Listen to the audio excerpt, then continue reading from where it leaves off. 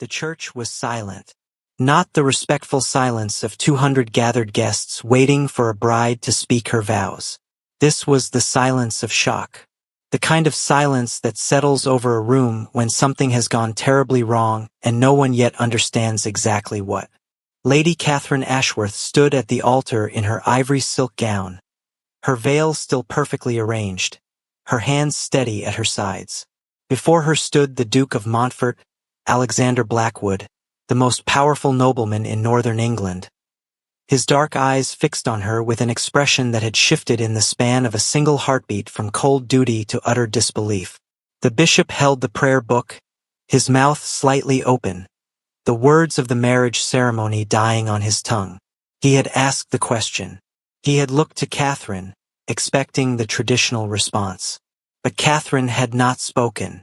Instead, she had turned her head slowly, deliberately, and looked out at the sea of faces filling the ancient stone church. She saw her mother, pale with confusion. She saw the Duke's widowed sister, Lady Margaret, gripping her gloves so tightly the fabric strained. She saw lords and ladies who had traveled from London, from York, from as far as the Scottish border to witness the union of the Ashworth name with the mighty Montfort dukedom. And then Catherine spoke, her voice clear and calm, carrying to every corner of the church. "I cannot marry you, your grace." The words hung in the air like frost on a winter morning. Alexander Blackwood did not move. His face, carved from years of discipline and emotional restraint, betrayed nothing. But his eyes, those dark, penetrating eyes, burned with something Catherine had never seen before. Not anger, something deeper. Something that looked almost like pain. "I beg your pardon?" His voice was low, controlled, but dangerous. Catherine met his gaze without flinching. "I cannot marry you. I will not speak the vows. I am sorry for the humiliation this brings, but I will not compound it with a lie." A murmur rippled through the congregation. Someone gasped. A woman's fan clattered to the stone floor. The Duke took one step closer to her, close enough that only she could hear his next words. "You would do this now? Here? Before God and every person of consequence in England?" "I would rather do it now than live a lifetime of deception," Catherine whispered back. Something flickered in his expression. For just a moment, the mask cracked, and then it hardened again, stronger than before. "Then go," he said, loud enough for everyone to hear. "If you will not have me, Lady Catherine, then leave this church and do not look back. I will not chase a woman who does not want to be caught." Catherine held his gaze for one long, aching moment. Then she turned, gathered the heavy silk of her gown in her hands, and walked down the aisle. The guests stared. Her mother rose from her seat, her face a mask of horror and disbelief. Someone reached out as if to stop her, but Catherine did not slow. She walked past the earls and countesses, past the flowers and the candlelight, past the life that had been carefully constructed for her since the day she was born. She walked out of the church, into the pale October sunlight, and did not look back. Behind her, the heavy wooden doors swung shut with a sound like thunder. That was the day that changed everything. But to understand why Lady Catherine Ashworth walked away from a duke at the altar, you must understand what happened 3 days earlier, when she discovered the letter that revealed who Alexander Blackwood truly was, and what he had done to her family. 3 days before the wedding, Catherine Ashworth was not supposed to be the bride of a duke. Her family, the Ashworths of Thornfield Hall, had once been among the wealthiest in Yorkshire. Her grandfather, the 3rd Earl of Thornfield, had commanded thousands of acres, a grand estate, and a fortune that had seemed unassailable. But her father, the 4th Earl, had made disastrous investments. He had trusted the wrong men. He had borrowed heavily, believing that the next venture, the next scheme, the next gamble would restore everything. It never did. By the time Catherine was 18, Thornfield Hall was a shadow of its former self. The east wing had been closed off to save on heating. Half the servants had been dismissed. The gardens, once the pride of the county, had grown wild and untamed, the fountains dry, the hedgerows shapeless. And then her father had died. The heart seizure had taken him in his sleep, leaving Catherine, her mother, and her younger sister with nothing but debts and a crumbling estate. The creditors had circled like vultures. The title passed to a distant cousin in Scotland who wanted nothing to do with the property. Within months, the Ashworths faced the very real prospect of poverty. And then the Duke of Montfort had made his offer. Alexander Blackwood was 34 years old, a widower of 5 years, with no children and no heir. His first wife, Lady Eleanor, had died of fever 2 years into their marriage, and the Duke had shown no interest in remarrying. He was known throughout England as a cold, calculating man who preferred his library to ballrooms and his ledgers to conversation. He rarely came to London for the season. He attended no parties. He entertained no guests. But he was enormously wealthy. His estates stretched across 3 counties. His investments in shipping and textiles had doubled his already substantial inheritance. He was, by any measure, one of the most eligible men in the kingdom. And for reasons that no one could understand, he had chosen Catherine. The proposal had come not in the form of a romantic declaration but through his solicitor, a thin, precise man named Mr. Bartholomew Finch, who had arrived at Thornfield Hall on a grey March morning with a leather portfolio and an expression of professional detachment. "The Duke of Montfort," Mr. Finch had said, seated in the dusty drawing-room, "proposes a marriage of mutual benefit. He requires a wife of good breeding and sound character. Lady Catherine meets his requirements. In exchange, His Grace will settle all outstanding debts against the Thornfield estate, provide a generous annual allowance to the Dowager Countess, and ensure the future security of Lady Catherine's younger sister." Catherine's mother, Lady Thornfield, had wept with relief. Her sister, Emily, had clasped her hands together, her eyes shining with hope, and Catherine had sat very still, understanding that she had been purchased like a painting at auction. She had agreed because there was no other choice, because her mother would be on the streets without the Duke's money, because Emily deserved a future, because the Ashworth name, such as it was, deserved to survive. She had told herself that it would be enough, that she could learn to care for the Duke, that duty and respect could grow into something warmer. Alexander Blackwood was not unkind, she reasoned. He was not cruel. He was simply distant, a man who had locked his heart away after his first wife's death and thrown away the key. In the months leading up to the wedding, she had seen him only a handful of times. Each meeting had been formal, polite, and brief. He asked about her health. He inquired after her family. He discussed the wedding arrangements with the detachment of a man planning a business transaction. And yet there were moments, a glance that lingered a second too long, a rare, fleeting smile that transformed his severe features into something almost beautiful. The way he had caught her arm when she stumbled on the steps of his London house, his grip firm and steady, his eyes meeting hers with something that looked almost like concern. Catherine had begun to hope. Perhaps there was warmth beneath the ice. Perhaps, in time, they might find some measure of happiness together. And then, 3 days before the wedding, she found the letter. She had gone to Montfort House to finalize the seating arrangements for the wedding breakfast. The housekeeper, a stern woman named Mrs. Collins, had shown her to the Duke's study to wait while the final details were prepared.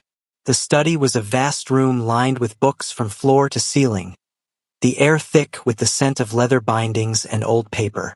A massive mahogany desk dominated the center of the room, its surface covered with correspondence, ledgers, and documents. Catherine had not meant to pry. She had been standing by the window, looking out at the gray London sky, when a gust of wind from the open casement had scattered the papers on the desk. She had hurried to gather them, not wanting to be accused of snooping. And then she saw it. A letter, written in a fine, slanting hand, addressed to the Duke of Montfort. The seal had already been broken. The date at the top was from 6 months earlier. The first line made her blood run cold. My dear Montfort, I have completed the investigation as you requested. The Ashworth family's financial situation is indeed as desperate as we believed. The late Earl's debts are substantial, and the estate is all but insolvent. Lady Catherine and her family have no remaining assets of value. Under these circumstances, I believe your plan will succeed without difficulty. A marriage offer, coupled with the settlement of their debts, will almost certainly be accepted. The lady will have no choice but to agree, and once the marriage is complete, the Thornfield lands will pass to your control as her husband. As for the other matter, the matter of the late Earl's death, I have found no evidence that would cause concern. The physicians all agree that his heart gave out naturally. There is nothing to suggest otherwise. I remain, as always, your obedient servant, J. Hargrove. Catherine read the letter 3 times. The words did not change. Your plan will succeed. The lady will have no choice. The Thornfield lands will pass to your control. And then the final devastating lines.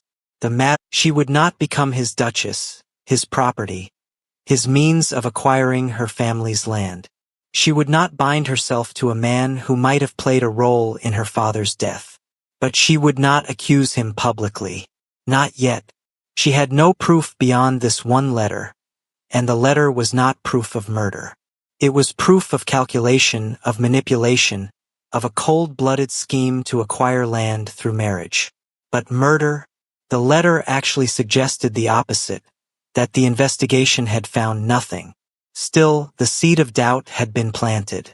And until she could determine the truth, she would not give herself to this man. She would walk away. And she would do it in the most public, most humiliating way possible, because Alexander Blackwood deserved to feel, just once, what it was like to lose something he believed was already his.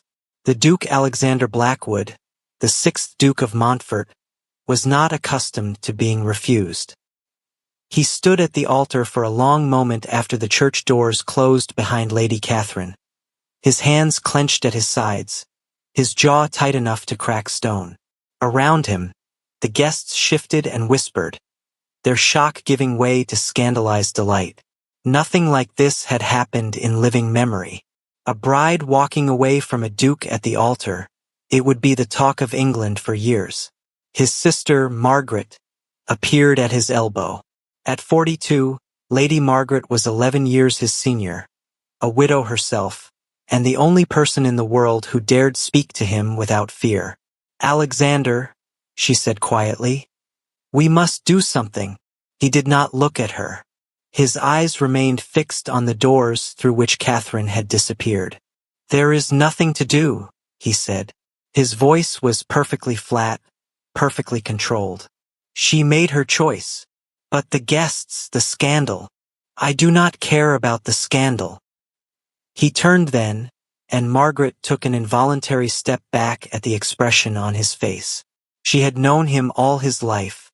She had seen him grieve their parents, mourn his wife, shoulder the burdens of the dukedom with iron determination. But she had never seen him look like this. This was not anger. This was devastation. She said she could not live a lifetime of deception, Alexander said, almost to himself. What deception? What did she mean? Margaret had no answer. The bishop, recovering himself, stepped forward with murmured condolences and suggestions. The guests, sensing that the spectacle was over, began to drift toward the exits. The wedding breakfast, the orchestra, the flowers, the mountains of food, all of it would go to waste. Alexander heard none of it. He was thinking of Catherine's face in that final moment. The way she had looked at him, not with hatred, not with anger, but with something that looked almost like grief. And beneath the shock and the humiliation, beneath the cold fury that was already beginning to build, a single question burned in his mind. Why? He did not return to Montfort House immediately. Instead, he went to his study in the London townhouse, dismissed the servants, and sat alone in the darkness. The letter from J. Hargrove was missing. He had noticed its absence 2 days before the wedding but had assumed it had been misplaced among the chaos of preparations. Now, as he sat in the silence, a new and troubling possibility began to form. Catherine had been in his study. Mrs. Collins had told him so. She had been waiting for the seating arrangements when the window had blown open and scattered the papers on his desk. If she had found the letter, if she had read it, Alexander closed his eyes. The letter was damning. He knew that. Any reasonable person reading it would conclude that he had deliberately targeted the Ashworth family, that he had exploited their desperation, that he had coldly calculated his marriage as a means of acquiring their land. And the reference to the late Earl's death, God above, what must she have thought? He had not killed her father. The very idea was monstrous. The investigation Hargrove referenced had been a routine inquiry. Nothing more. When Alexander had first considered offering for Catherine, he had wanted to ensure there were no hidden scandals, no dark secrets that might later embarrass them both. Hargrove had looked into the Earl's death as a matter of thoroughness, not suspicion. But Catherine could not have known that. She had read the letter, and she had drawn the worst possible conclusion. And rather than confront him, rather than demand an explanation, she had walked into that church and humiliated him before the entire world. Alexander opened his eyes. He should be furious. He was furious. But beneath the fury was something else. Something that surprised him. Respect. Catherine Ashworth had believed him capable of monstrous things. And instead of going through with the marriage and accepting her fate, she had stood at the altar and said no. How many women would have done the same? He had underestimated her. He had seen a gentle, dutiful young woman who would make a suitable duchess.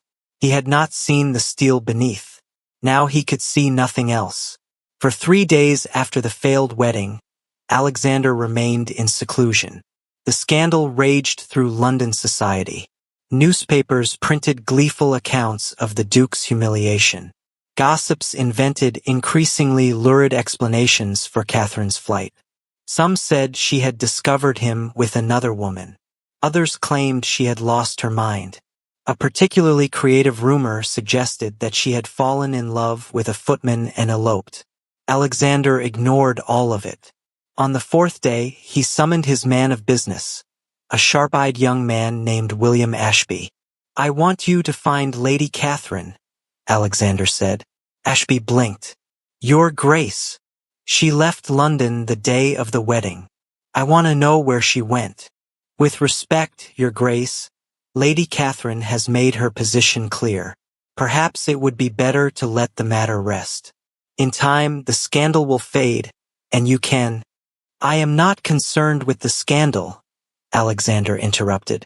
"I am concerned with Lady Catherine. Find her." Ashby hesitated. "And if she does not wish to be found?" Alexander's expression did not change. "Find her anyway." Took 3 weeks.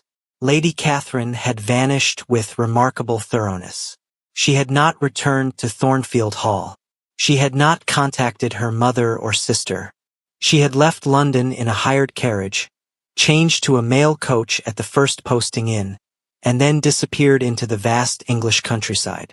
But Alexander's resources were considerable, and William Ashby was tenacious. Piece by piece he traced her journey. She had traveled north. She had stopped briefly in York, where she had sold a necklace, her grandmother's pearls, Ashby discovered, one of the few valuable items the family had retained. She had purchased plain clothing, the kind worn by governesses or shopkeepers. And then she had continued north, into the wild border country where England began to blur into Scotland. The trail ended in a small village called Kettlewell, nestled in the Yorkshire Dales. "She is working as a schoolteacher," Ashby reported, standing before Alexander's desk. "The village has a small charity school, funded by the local parish. Lady Catherine, she is using the name Miss Ash, Your Grace, arrived 3 weeks ago and offered her services. The vicar was grateful to have her." Alexander sat very still. A schoolteacher. Yes, Your Grace. The school is a single room attached to the village church. She teaches reading, writing, and arithmetic to the children of farmers and shepherds. And her living arrangements? She rents a room above the baker's shop. It is modest but adequate. Alexander stared at the report on his desk. Catherine Ashworth, daughter of an earl, who had been raised in a manor house with servants and governesses of her own, was now living in a single room above a village bakery, teaching farmers' children their letters. She had given up everything, her family, her position, her future, rather than marry him. She believes I killed her father, Alexander said quietly. Ashby shifted uncomfortably. Your Grace, I do not think. That is what she believes. She found Hargrove's letter and concluded that I arranged the Earl's death to acquire the Thornfield lands. And rather than confront me, she ran. Then surely the solution is to explain the truth. To show her that the investigation was routine, that you had no involvement in. No. Ashby blinked. Your Grace, if I go to her now with explanations and justifications, she will not believe me. She will think I am lying to cover my guilt. The letter is too damning, and her fear is too deep. Then what do you intend to do?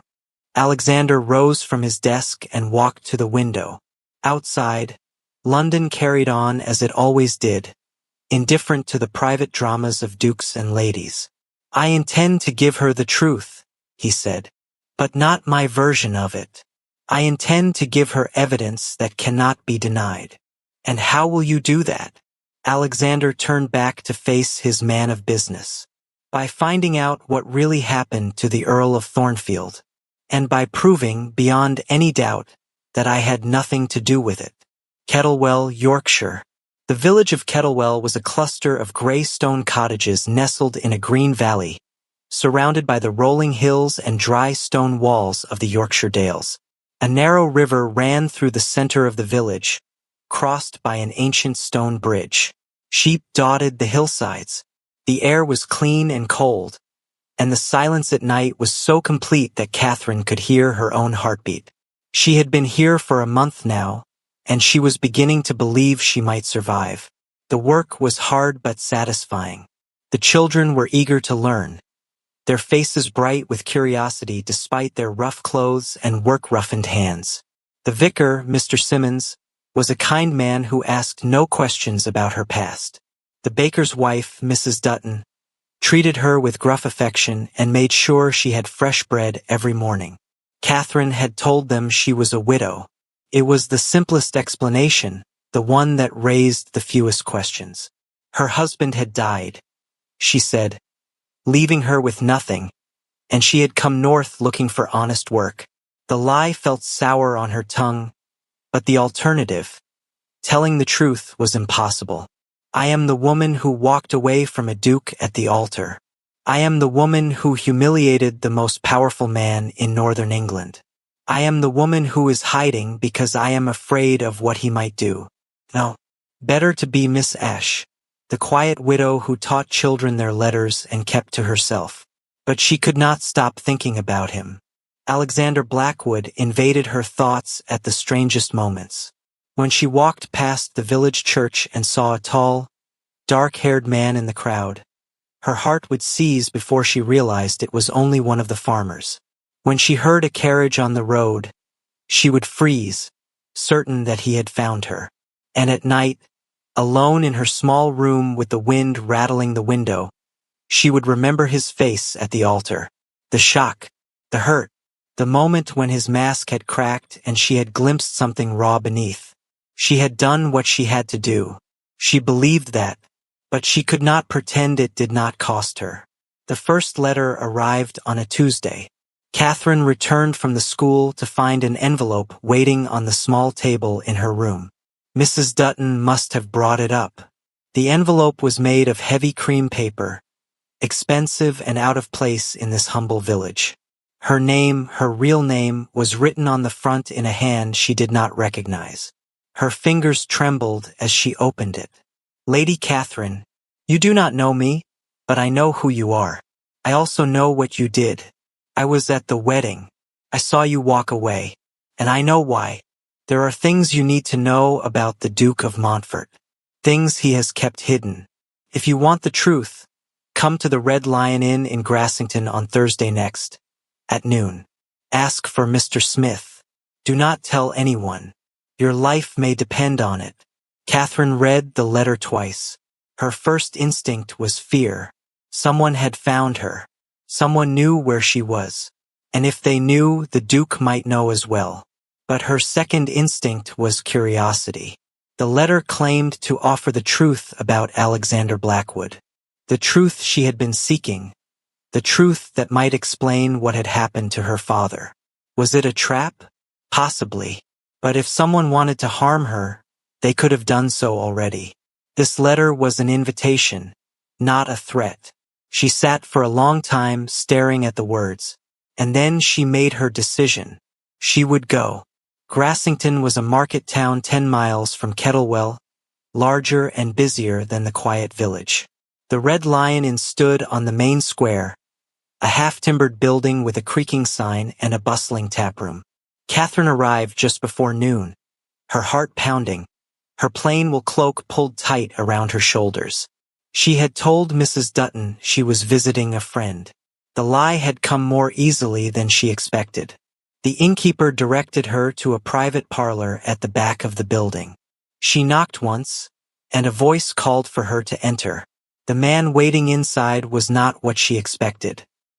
He was perhaps 50 years old, with iron-gray hair and a weathered face that spoke of years spent outdoors. His clothes were those of a gentleman farmer, sturdy wool, well-made but not fashionable. His eyes, pale blue and sharp, studied her with an intensity that made her want to step back. "Lady Catherine," he said, rising from his chair. "Thank you for coming. Please sit." "Who are you?" Catherine asked, remaining standing. "And how do you know who I am?" The man smiled slightly. "My name is John Hargrove." The world tilted. She knew that name. It was burned into her memory from the letter she had found in Alexander's study. The man who had investigated her father's death. The man who had written those damning words. "You?" she breathed. "Yes." Hargrove's expression was grave. "I imagine you have questions. I will answer them all. But first you must understand something. I am not your enemy. And despite what you may believe, neither is Alexander Blackwood." Hargrove's story took an hour to tell. He had been a solicitor in York for 30 years, he explained, specializing in estate law and inheritance disputes. The Duke of Montfort had retained him to look into the Ashworth family's affairs before making his marriage offer. "The Duke is a careful man," Hargrove said. "He does not enter into arrangements without understanding all the details. He wanted to know the true state of the Thornfield finances, the extent of the debts, the character of the family. It was due diligence, nothing more." "And my father's death?" Hargrove's expression darkened. "That was my doing, not the Duke's. When I looked into the family, I discovered something troubling. The late Earl's death had been recorded as a heart seizure, but the timing of it, and the circumstances, struck me as suspicious." "Suspicious how?" "Your father died 3 weeks after meeting with a man named Sir Reginald Cross." Catherine frowned. The name was familiar, but only distantly. A baronet, she recalled, with estates in Derbyshire. He had visited Thornfield Hall several times in the months before her father's death, but she had never paid much attention to him. "Who is Sir Reginald Cross?" "A man with powerful friends and a great deal of ambition," Hargrove said. "He is also a man who wanted very much to acquire the Thornfield lands. Your father's debts had made the estate vulnerable. Sir Reginald had offered to purchase it outright, but your father refused. He was determined to find another way to preserve something for his family. And then he died. And then he died," Hargrove agreed. "Suddenly, unexpectedly, before he could finalize any arrangements to protect the estate." Catherine felt cold. Are you saying Sir Reginald murdered my father? I am saying it is possible. I found no proof. I told the Duke as much in my letter. The physicians all agreed the death was natural. But the timing troubled me, and it troubled the Duke as well. The Duke knew about this? He knew I had concerns. He instructed me to continue investigating, quietly, without alerting anyone. He did not want to worry you or your family until we knew more. Catherine shook her head, trying to make sense of it all. But the letter, it made it sound as though the Duke was investigating because he was involved. Because he had something to hide. The letter was poorly worded, Hargrove admitted. I wrote it hastily, and I did not consider how it might appear to someone who did not know the full context. I apologize for that. But I can assure you, Lady Catherine, the Duke had nothing to do with your father's death. He was trying to protect you. Protect me? Catherine's voice rose. By offering to marry me and take control of my family's lands? By making an arrangement I could not refuse. He offered marriage because he wanted to help, Hargrove said quietly. The Thornfield estate was about to be seized by creditors. Your mother and sister would have been left with nothing. By marrying you, the Duke could legally assume the debts and save the property. Yes, the lands would pass to his control. That is how the law works. But he intended to restore them, to make them profitable again, and to provide for your family. Why? Why would he do that? What did he gain? Hargrove was silent for a moment. Then he said, You will have to ask him that yourself. But I have worked for Alexander Blackwood for 15 years, and I have never known him to act out of greed. Pride, yes. Stubbornness, certainly. But greed? No. Catherine sat very still, her mind racing. If Hargrove was telling the truth, if the Duke had been trying to help, not harm, then everything she had believed was wrong. She had humiliated an innocent man. She had run from a marriage that might have saved her family. And worse, the real threat, Sir Reginald Cross, was still out there, unexposed and unpunished. I need to speak to the Duke, she said finally. Hargrove nodded slowly. He has been looking for you. He does not know I found you first. I hoped, that if I could explain, you might be willing to hear him out. Where is he? Montfort House in London. But he will come if you send word. Catherine took a deep breath. Then send word. Tell him I want to see him. Tell him I was wrong. The Duke of Montfort arrived in Kettlewell 4 days later.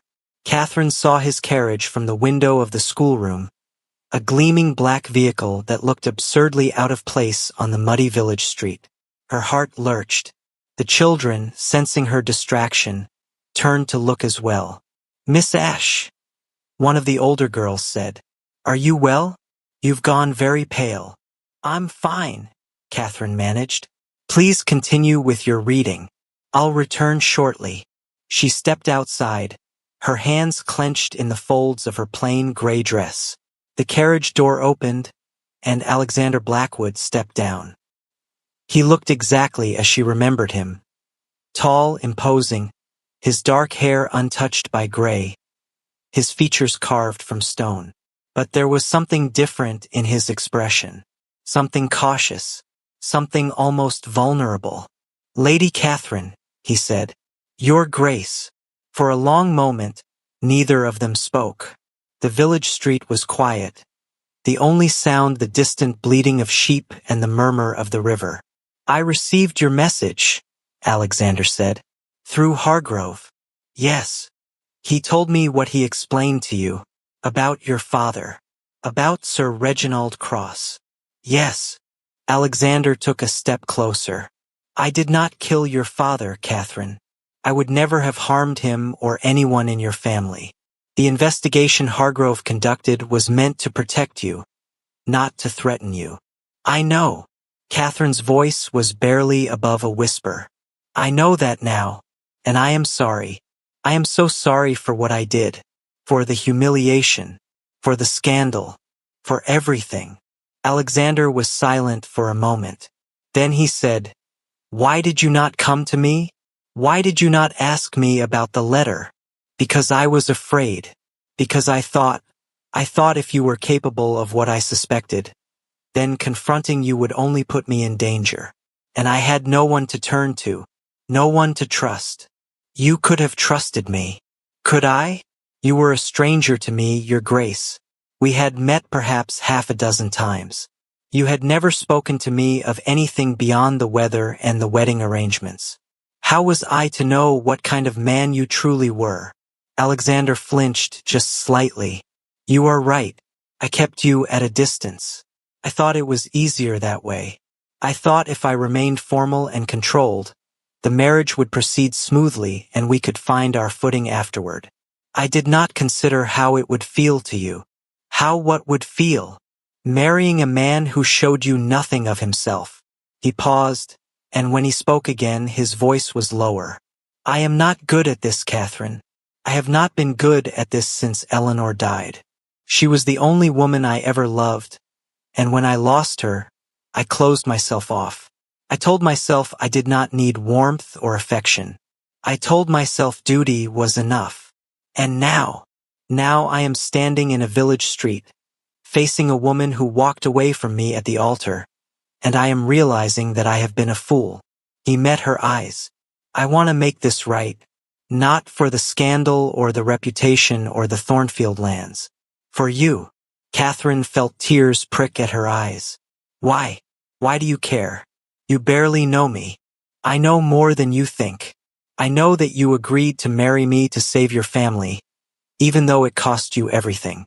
I know that you walked away when you believed I was a monster, even though leaving meant poverty and uncertainty.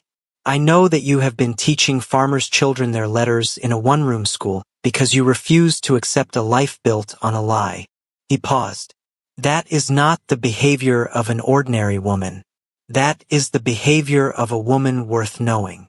Catherine looked down at her hands, unable to meet his gaze.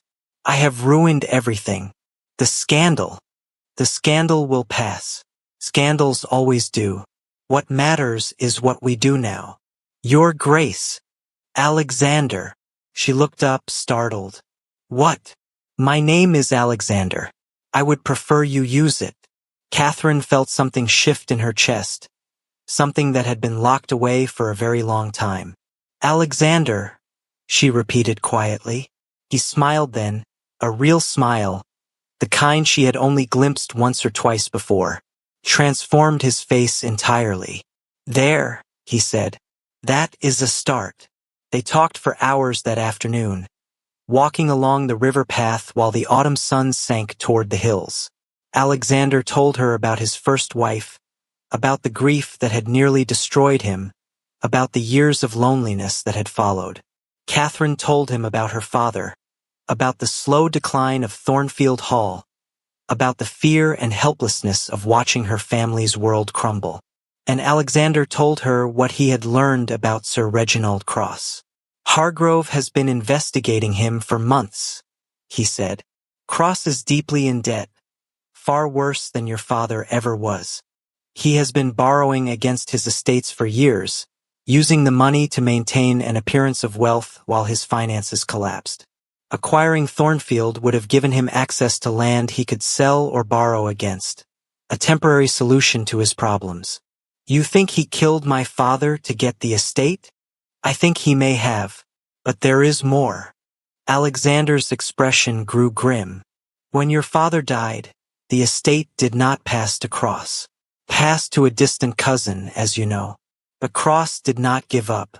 He has been working to undermine the cousin's claim, to create legal confusion, to position himself as a potential buyer if the estate goes to auction.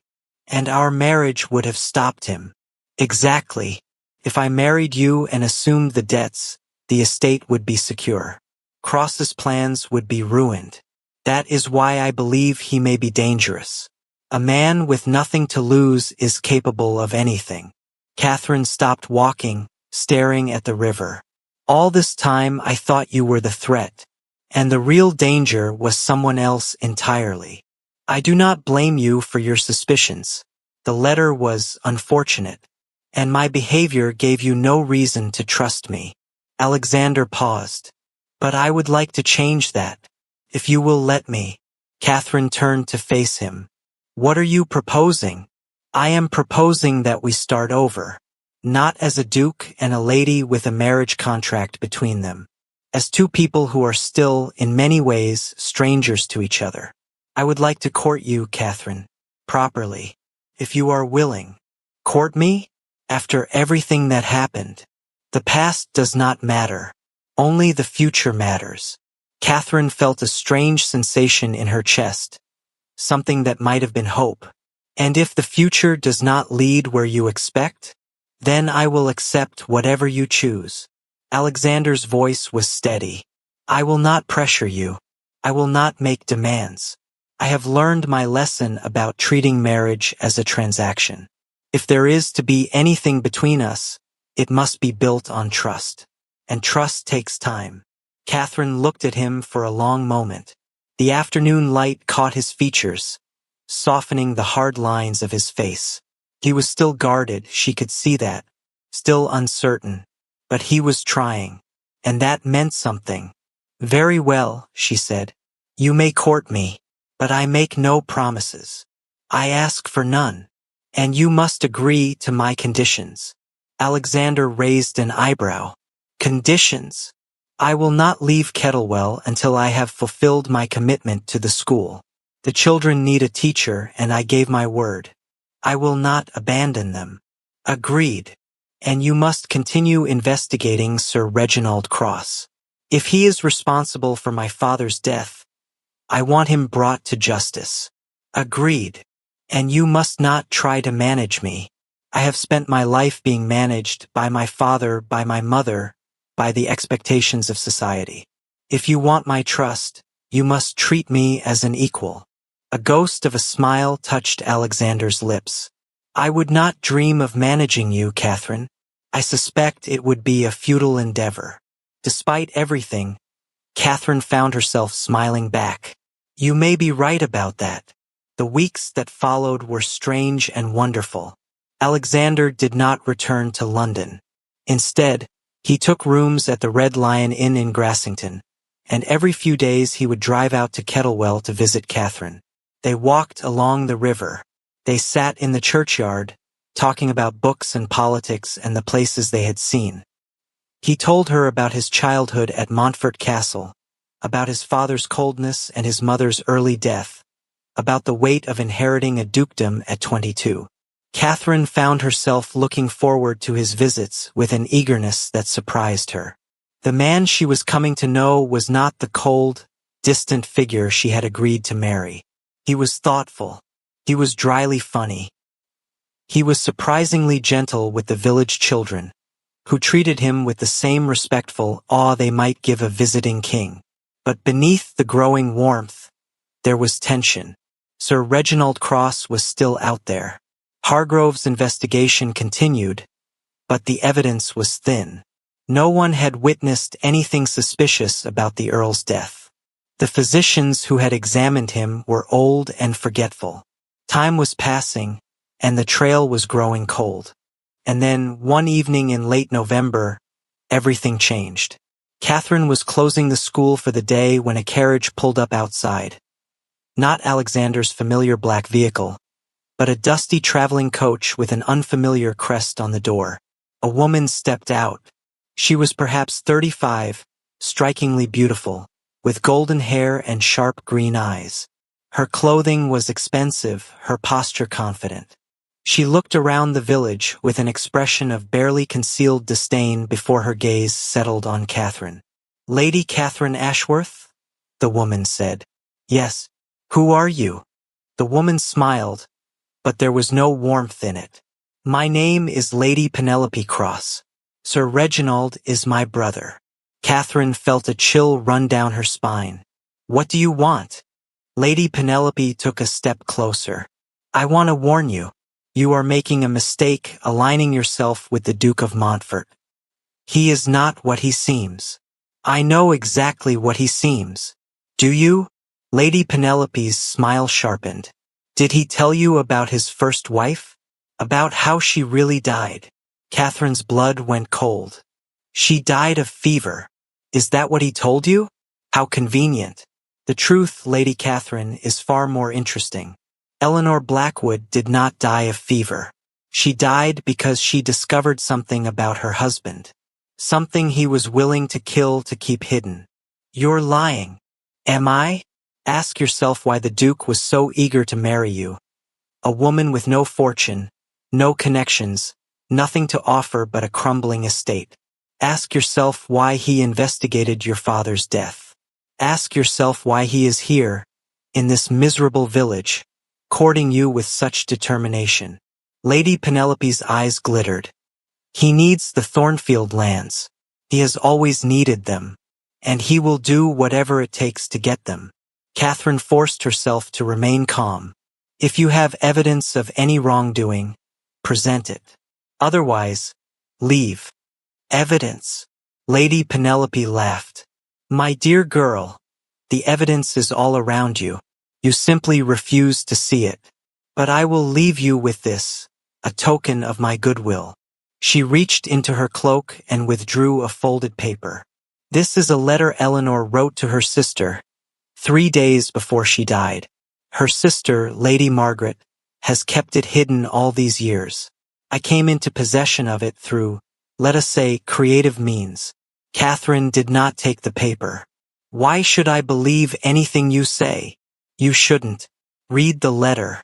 Make your own judgment. But if I were you, I would think very carefully before binding myself to a man whose first wife died under mysterious circumstances. Lady Penelope pressed the paper into Catherine's hand. Good day, Lady Catherine. I hope we do not meet again. She climbed back into her carriage, and the driver urged the horses forward. Within moments, the coach had disappeared around the bend in the road. Catherine stood frozen, the letter clutched in her hand. She did not want to read it. She wanted to tear it up, to throw it away, to pretend this encounter had never happened. But she could not. The seed of doubt had been planted, and it was already growing. Slowly, her hands trembling, she unfolded the paper. My dearest sister, I am writing this in haste, and I pray you will receive it before it is too late. I have discovered something terrible about Alexander. Something I can scarcely bring myself to write. There are papers in his study. Documents that show he has been involved in dealings that are not merely questionable but criminal. Deals with men who would not hesitate to destroy anyone who threatened their interests. I confronted him tonight, and his reaction was not denial but rage. He told me I did not understand. He told me to forget what I had seen. Cannot forget. And I am afraid. If something should happen to me, if I should fall ill or meet with an accident, you must know that it was not natural. Promise me you will protect yourself. Promise me you will not let him do to you what I fear he may do to me. Your loving sister, Eleanor. The world spun around Catherine. She read the letter again, and again.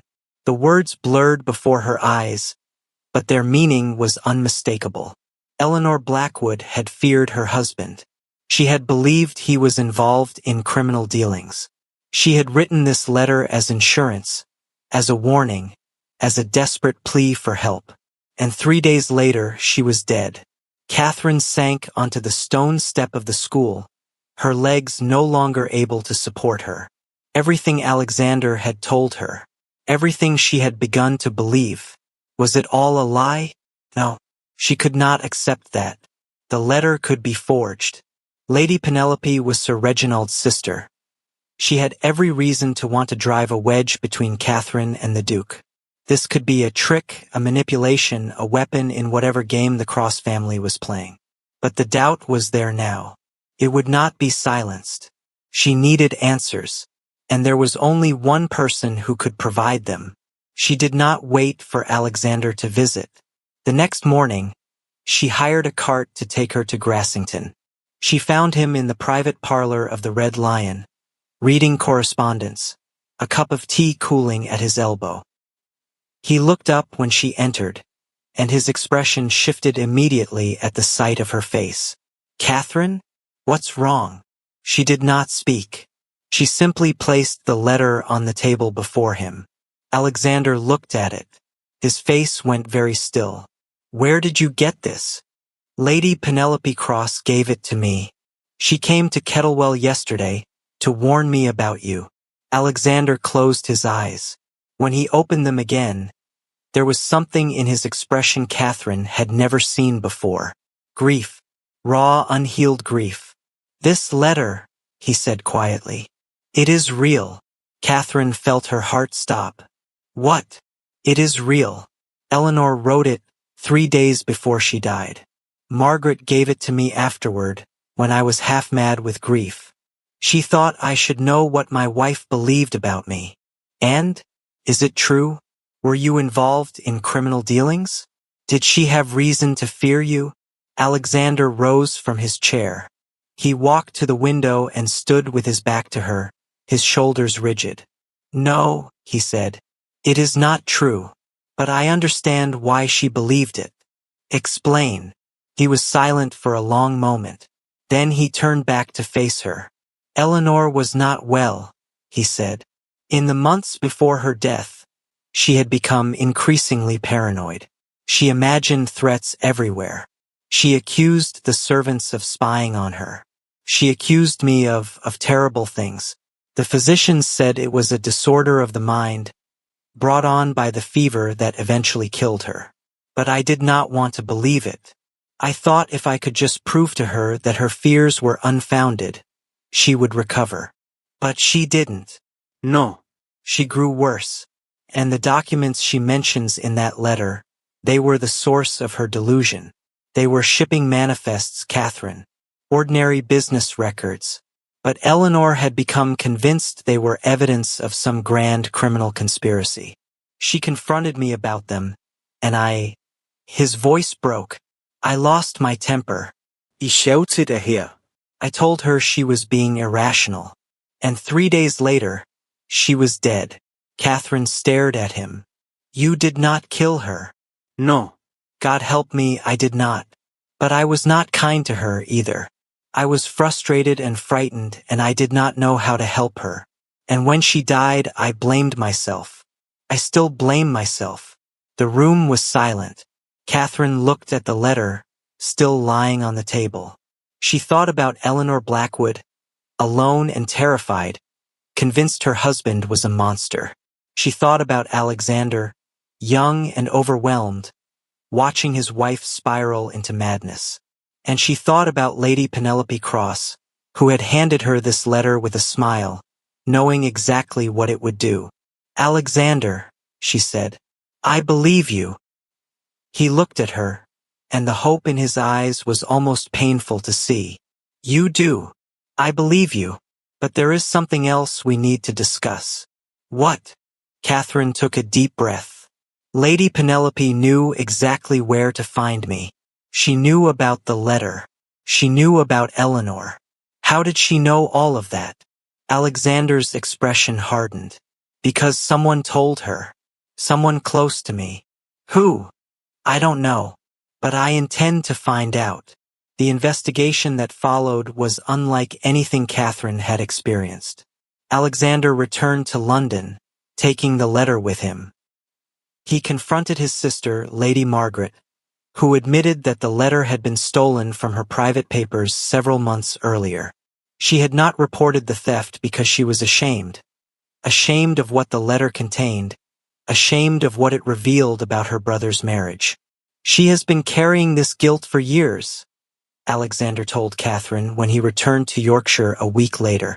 She thought if the letter became public, it would destroy me. So she said nothing, hoping it would never surface. And now it has. Yes, but the question is, who stole it? And who gave it to Lady Penelope Cross? The answer came from an unexpected source. Hargrove, continuing his investigation into Sir Reginald, discovered that the baronet had a connection to Alexander's household. One of the Duke's footmen, a young man named Thomas Wells, had been dismissed 6 months earlier for drunkenness. What no one had realized was that Wells had found new employment with Sir Reginald Cross. Wells had access to the private quarters, Hargrove explained. He would have known where Lady Margaret kept her papers, and he would have had ample opportunity to take the letter before he was dismissed. But how did Sir Reginald know about the letter in the first place? Catherine asked. Because someone told him. Someone who knew about Eleanor's accusations and wanted to use them as a weapon against the Duke. Alexander's expression was grim. Someone in my household is feeding information to Cross. Find out who. The net closed quickly after that. Within a week, Hargrove had identified the traitor. It was the housekeeper, Mrs. Collins, the same woman who had shown Catherine to the Duke's study on the day she found the original letter. Mrs. Collins had been in the Duke's employ for 20 years, but she had a secret. Her younger brother was deeply in debt to Sir Reginald Cross, and Cross had threatened to ruin him unless Mrs. Collins provided information about the Duke's private affairs. She told him about my interest in the Thornfield estate, Alexander said. She told him about Hargrove's investigation. She told him about Eleanor's letter. She told him everything. What will happen to her? She has been dismissed. I should have her prosecuted, but... He shook his head. She is an old woman who made a terrible choice to protect her family. I understand that, perhaps too well. But the revelations did not end there. Hargrove's investigation into Sir Reginald Cross had finally uncovered the evidence they needed. A former servant of the Cross household, now living in York, had come forward with a story that changed everything. The servant, a woman named Mary Dean, had been Lady Penelope's personal maid. She had left the household abruptly 2 years earlier and had been living quietly ever since. But when Hargrove tracked her down, she agreed to talk. Sir Reginald poisoned the Earl, Mary Dean said. I did not witness it myself, but I heard him discussing it with his sister. They used a substance that mimics heart failure. The physicians would never have detected it. Why did you not come forward sooner? Hargrove asked. Because I was afraid. Sir Reginald is a dangerous man. He has powerful friends. I thought if I spoke out, he would have me killed. But I cannot live with the guilt any longer. The Earl was a good man. He did not deserve what happened to him. Armed with Mary Dean's testimony, Alexander took the case to the authorities. Sir Reginald Cross was arrested at his Derbyshire estate. Lady Penelope, facing charges of conspiracy, fled to the continent before she could be apprehended. The scandal was enormous. The newspapers, which had so gleefully reported on Catherine's flight from the altar, now carried a very different story. The Duke of Montfort was not a villain but a hero. He had uncovered a murder, brought a killer to justice, and cleared the name of the woman who had wronged him. And Catherine, reading the accounts in her small room in Kettlewell, felt something she had not felt in a very long time. Peace. Winter came to the Dales, and with it snow. The school closed for the Christmas season, and Catherine found herself with more time than she knew what to do with. Alexander continued to visit, braving the icy roads to spend long afternoons in the baker's parlor, drinking tea and talking about everything and nothing. Their courtship had become something neither of them had expected. It was not the formal, careful dance of aristocratic romance. It was two people who had been through fire together, learning to trust each other in the quiet aftermath. I have something to ask you, Alexander said one evening, as they sat before the fire in the Red Lion's private parlor. Catherine looked at him. What? I know we agreed to take things slowly. I know I promised not to pressure you. But the truth is, Catherine, I am not getting any younger. And I have spent enough years alone. Her heart quickened. What are you saying? I am saying that I love you. The words were simple, unadorned, and absolutely sincere. I did not expect to. When I proposed the first time, I was thinking only of duty and practicality. But somewhere along the way, somewhere between the altar and this village and everything that happened, I fell in love with you. Completely. Irrevocably. Catherine felt tears sting her eyes. Alexander, you do not have to answer now. You do not have to answer at all. But I wanted you to know. Whatever you decide, I will accept it. I will not make the same mistakes I made before. She looked at him. This proud, guarded, difficult man who had lost so much and still found the courage to open his heart again. And she realized that somewhere along the way, she had fallen in love with him too. I love you, she said. I think I have loved you for a while now. I was just too afraid to admit it. The smile that broke across his face was like sunrise after a long night. Then will you marry me, Catherine Ashworth? Not because you must. Not because of duty or contracts or family obligations. But because you want to? Yes, she said. Yes, I will marry you. Because I want to. Because I choose to. Because you are the man I want to spend my life with. He crossed the room and took her hands in his. His grip was warm and steady, and Catherine felt something settle into place inside her. Something that had been missing for a very long time. No more secrets, he said. No more distance. No more walls between us. No more secrets, she agreed. We face whatever comes together. Together, he repeated, and kissed her. 1 year later, they were married in the village church at Kettlewell, with only a handful of guests in attendance. It was exactly what Catherine wanted. She wore a simple ivory gown, not the elaborate confection that had been ordered for her first wedding. The children from the school sat in the front pews, scrubbed and shining in their best clothes. Mrs. Dutton cried into her handkerchief. Mr. Hargrove stood as witness. Lady Margaret, who had traveled from London, watched with a complicated expression that was part joy and part sorrow. And Alexander, waiting at the altar, looked at Catherine as though she were the most precious thing in the world.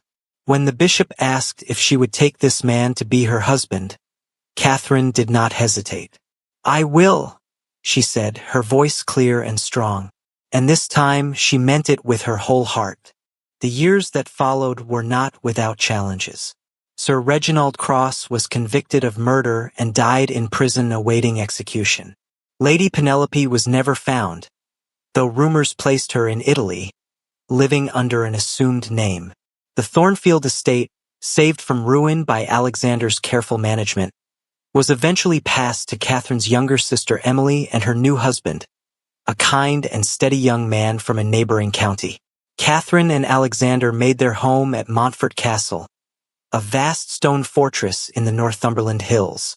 Catherine discovered that she loved the wild northern landscape, the wind-swept moors, the rocky coastline, the ever-changing sky.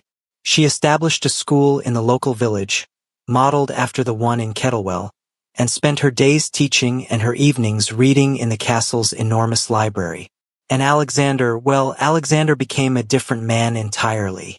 The cold, distant duke who had once terrified London society turned out to be, in private, remarkably warm. He laughed more. He smiled more. He took long walks with Catherine through the castle gardens, holding her hand and talking about everything from philosophy to the proper way to prune roses.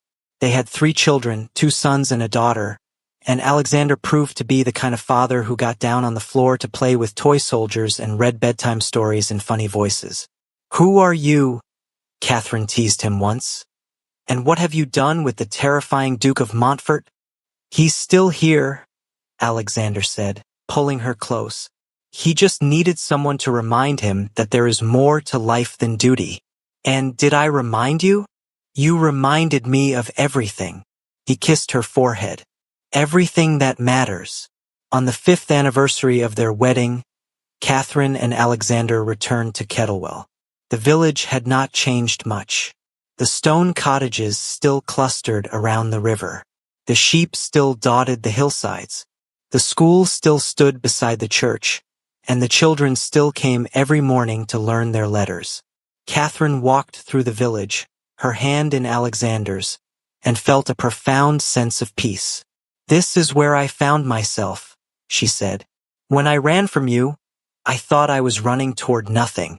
But I found a life here. I found purpose.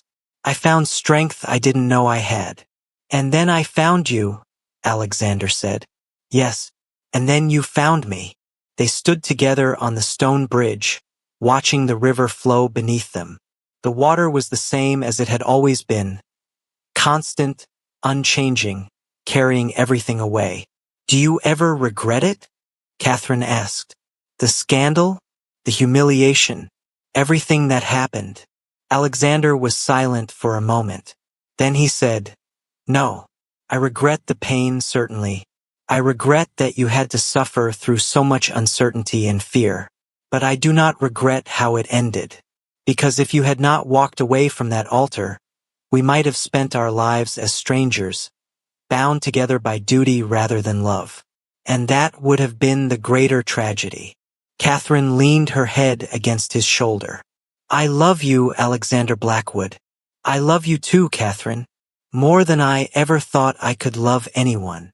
The river flowed on. The sheep grazed on the hillsides. The village carried on with its quiet, ordinary life. And the Duke and Duchess of Montfort stood together on the bridge, two people who had found each other against all odds, and watched the sun set over the Yorkshire dales. The story of Lady Catherine Ashworth spread far beyond the borders of Yorkshire. In the drawing rooms of London, it was told as a cautionary tale about the dangers of jumping to conclusions.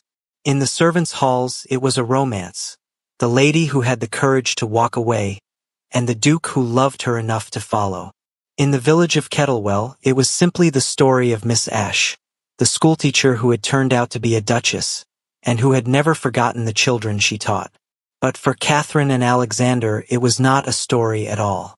It was their life, a life built on mistakes and forgiveness, on secrets uncovered and truths revealed, on two people who had every reason to give up on each other but chose instead to fight for something greater.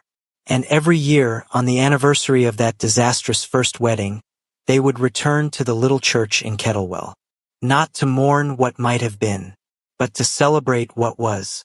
Because sometimes the greatest love stories are not the ones that begin smoothly.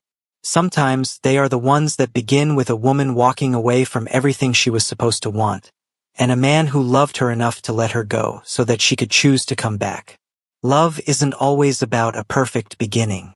Sometimes it's about forgiveness, courage, and finding your way back to each other. If Catherine and Alexander's journey touched your heart, please leave a comment below.